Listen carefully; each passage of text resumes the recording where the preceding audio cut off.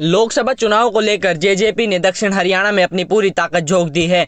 इसी कड़ी में जेजेपी के राष्ट्रीय अध्यक्ष अजय सिंह चौटाला ने आज नारनौल नांगल चौधरी विधानसभा क्षेत्र के अनेक गांवों के दौरे कर जनसभाओं को संबोधित किया और कहा कि दक्षिण हरियाणा में सबसे बड़ी समस्या पीने के पानी की है और इसका समाधान तभी हो सकता है जब हमें SYL का पानी मिले। जेजेपी के राष्ट्रीय अध्यक्ष अजय सिंह चौटाला ने आज नांगल चौधरी विधानसभा क्षेत्र के अनेक गाँव का दौरा कर ग्रामीण जनसभाओं को संबोधित किया।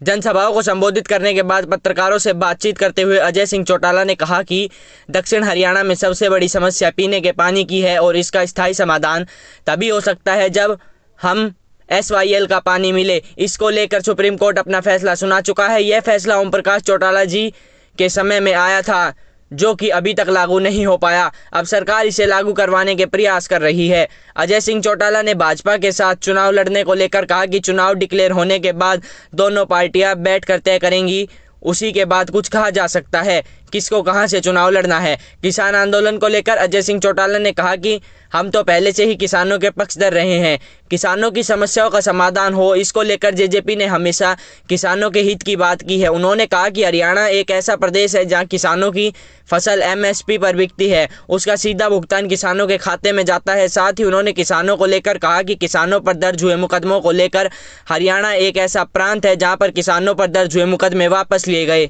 पूरे प्रदेश में जनसंपर्क अभियान हमारा चल रहा है और लोगों में बड़ा भारी जोश और उत्साह है।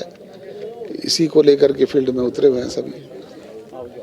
मुद्दे क्या होंगे चुनाव के? मुद्दे तो आज जो मौजूदा समस्याएं हैं लोगों की, वही चुनाव के मुद्दे हैं।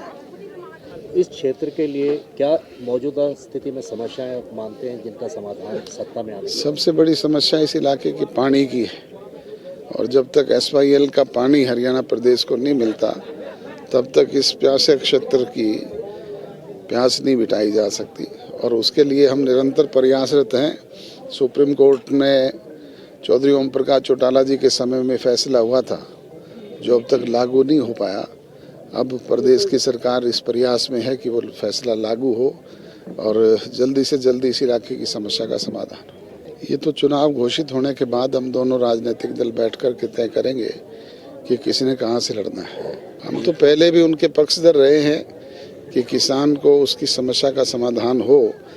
आज हरियाणा प्रदेश एकमात्र ऐसा प्रदेश है जहाँ पे MSP प्राइस पे किसान की फसलें दाना दाना बिकती है, सरकार खरीद करती है और उसके पैसे का भुगतान सीधा उसके अकाउंट में होता है। तो हमसे जो भी बन पाया है, पहले भी किसान पे जो मुकदमे में दर्ज हुए थे वो भी हरियाणा एकमात्र ऐसा प्रदेश है जिसने उनको विड्रा करने का काम किया था।